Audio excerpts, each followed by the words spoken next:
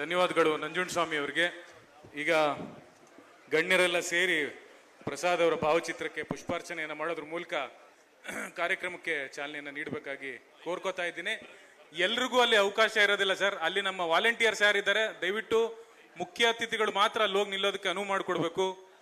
ಮಾನ್ಯ ಮುಖ್ಯಮಂತ್ರಿಗಳು ಶ್ರೀಯುತ ಸಿದ್ದರಾಮಯ್ಯನವರು, ಶ್ರೀಯುತ BS ಯಡಿಯೂರಪ್ಪನವರು, ಅವ್ರ ಜೊತೆಗೆ ಬಂತೇಜಿ ಅವರು, ಶಾಸಕರು, ಶ್ರೀಮತಿ ಭಾಗ್ಯಲಕ್ಷ್ಮಿ ಶ್ರೀನಿವಾಸ್ ಪ್ರಸಾದ್ ಅವರನ್ನ ದಯವಿಟ್ಟು ಮುಂದೆ ನಿಲ್ಲಿಸಿ. ಅಲ್ಲಿ